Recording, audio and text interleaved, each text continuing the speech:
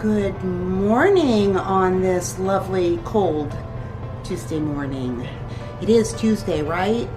Isn't that terrible? I had a friend call me up earlier today because we're going to meet for lunch this week. And I actually had to ask her, what day of the week is this? But I hope that you are having a wonderful morning. And I am preparing my husband's dinner. And I am bound and determined that we are going to get back on our healthy lifestyle with food. So today I am baking some chicken breast that I cut up into pieces, and I sprinkled with a little bit of gluten-free breadcrumbs and salt and pepper. And if it was summer, I would actually have had him grill the chicken, but can't grill the chicken. It's a little cold out there. Don't think he could even get to the grill. And I have this. I have some leaf lettuce and some tomato, carrots, green pepper, dried cranberries, some almonds, some chia seed, some hemp seed, and I am going to use some corn tortilla chips, organic tortilla chips, to crunch up and substitute for a crouton. So as you can see, he is going to have a very healthy dinner. Anyways, I will talk to you throughout my day, and I hope that you have a blessed day too. Hey again, friends. I just made myself a cup of tea and put some fresh ginger in it. And I thought, gee, I wonder if other people know the wonderful benefits that fresh ginger can bring to your health and your sense of wellness. All I did was use red rose tea. But just buy some fresh ginger, which this is what it looks like. I've been cutting off, but you peel back that brown stuff. You just use a potato peeler. You just peel it off, and it looks then like this. Then you just very thinly slice, and I mean thinly slice, which is very easy to do because this is rather hard. You need a sharp knife. A butter knife is not going to cut this. Maybe about 4 or 5 pieces like that. I warm up my water for my tea. I put that in the bottom of my cup, the ginger root pieces. Pour the water in, put my tea bag. My tea bag, of course, is in there. And I just steep it.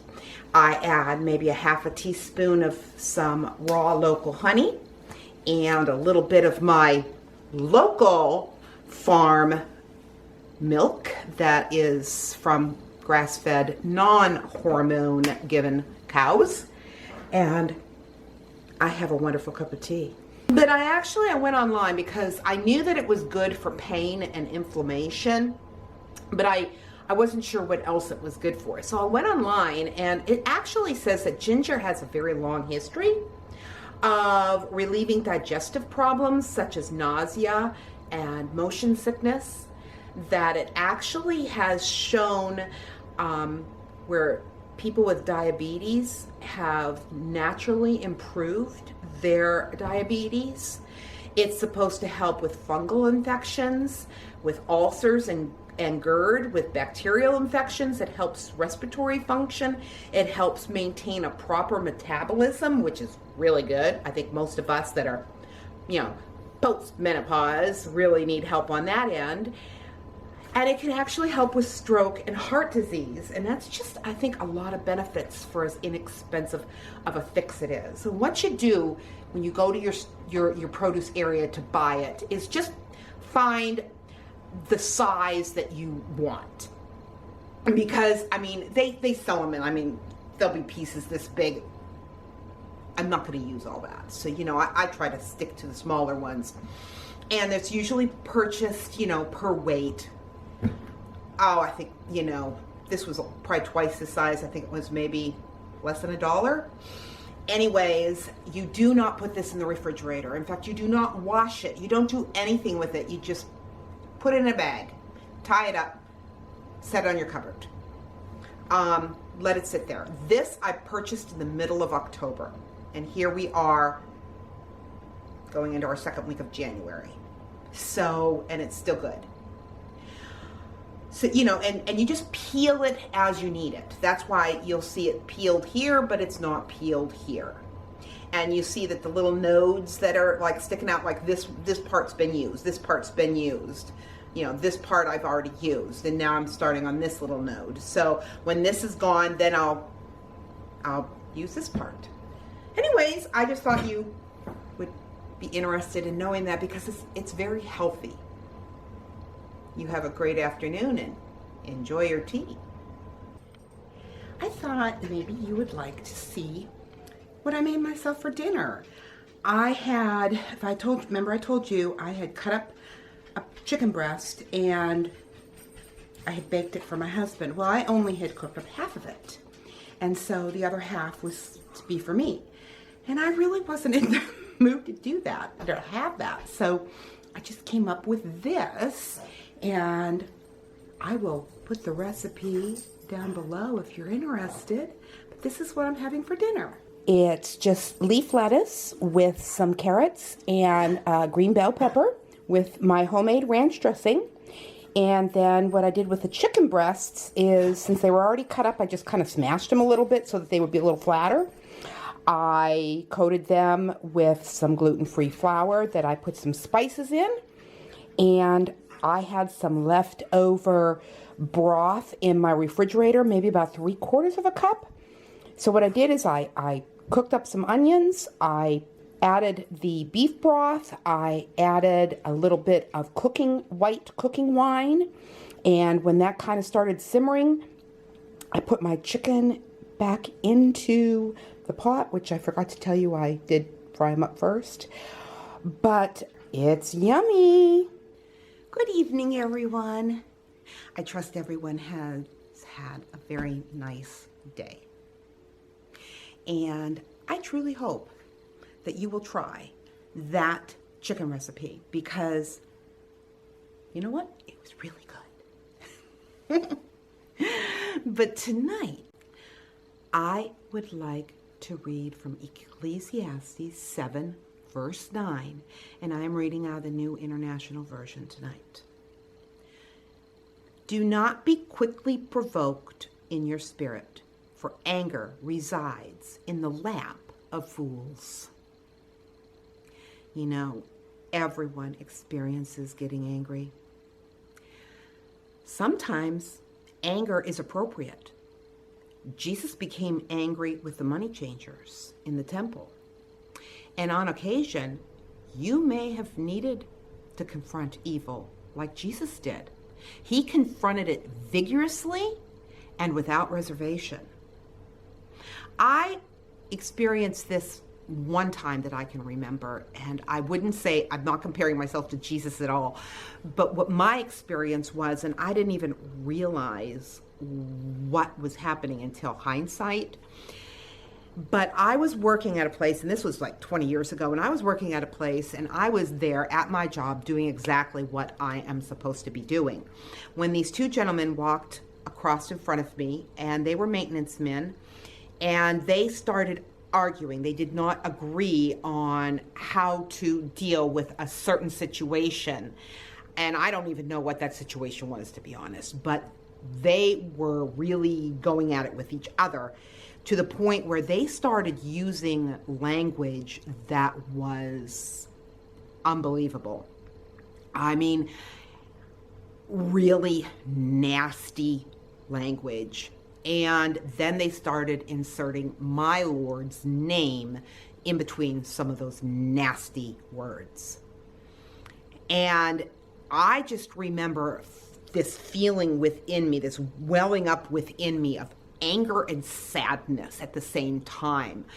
And I stopped doing what I was doing, and I looked over at the two of them, and I just, if looks could have killed, yeah, I'm sure my facial expressions were quite evident in expressing how I was feeling about their language. And they immediately looked at me and turned around. They stopped arguing. They turned around, and they had to walk in front of me to go back to wherever they came from. The one kept going, but the other one, when he walked by, he had his head down. And as he had his head down, he didn't even turn and look at me. He just said, "Sorry, ma'am," and kept going. So, yeah. He knew his language was horrible. And it wasn't just the language. I mean, I can deal with bad language. I might not want to hear it, but I can deal with it. But when they insert my Lord's name, I can't even explain how I felt. It was that horrible.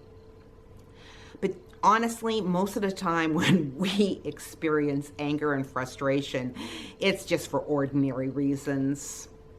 Because, as long as we live here on earth, we are going to face numerous opportunities to lose our temper.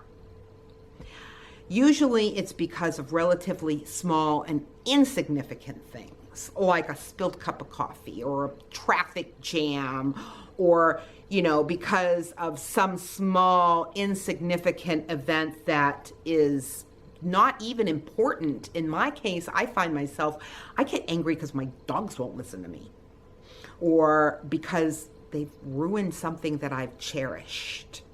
Missy May is known to chew things, and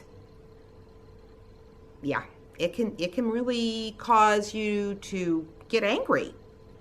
But when we are tempted like that to lose our temper over those minor situations, we really need to stop, take a breath, and silently ask the Lord for help. Because if there's one thing that the Lord had to show me, it's not a sin to get angry. It's what we do with the anger. That's the sin. We're all going to experience anger, but we don't have to be disobedient when we are angry. If you stop, take a breath, and ask God for help, He will help you. If you were quick-tempered and maybe you said something you shouldn't have said, or you acted wrongly, you need to quickly turn away from that anger, and you need to turn to God to help you. You need to let go, and you need to let God refocus your thoughts and let you see His eternal perspective on the situation. Because when we do that, it kind of puts everything into a good light where we understand it's really worth it. When Missy chewed up one of my husband's Bibles,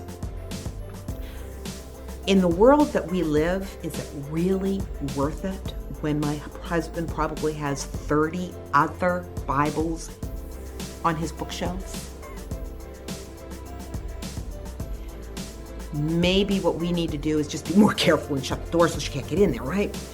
But my whole point with this is the eternal perspective is what is needed. When we view things in the perspective of what eternity is going to think about that situation, that will help you with any anger or frustration and the ability not to act out in that anger, because that's the problem, acting out on the anger. But Kay Arthur said this. Oh, couldn't say her last name very well, could I? When something robs you of your peace of mind, ask yourself if it is worth the energy you are expending on it. If not, then put it out of your mind. Every time the thought of it returns, refuse it. And that is good advice. Because we have a real enemy that will keep reminding you and reminding you and reminding you. And we have a real flesh that will keep remembering and remembering and remembering. But just because you've thought a thought does not mean you have to dwell on that thought. Push it away. deliberately think on something else. That will help. That's why prayer helps so well. You really can't be angry. Talk to God and ask God to help you with your anger. The two don't really mix too well. It's kind of like oil and water. It doesn't blend very well. But with that, I'll leave you and want to remind you, life happens. Let's enjoy it. Always keep your eternal perspective, because it will help in those little nuances that irritate you. Good night and God bless.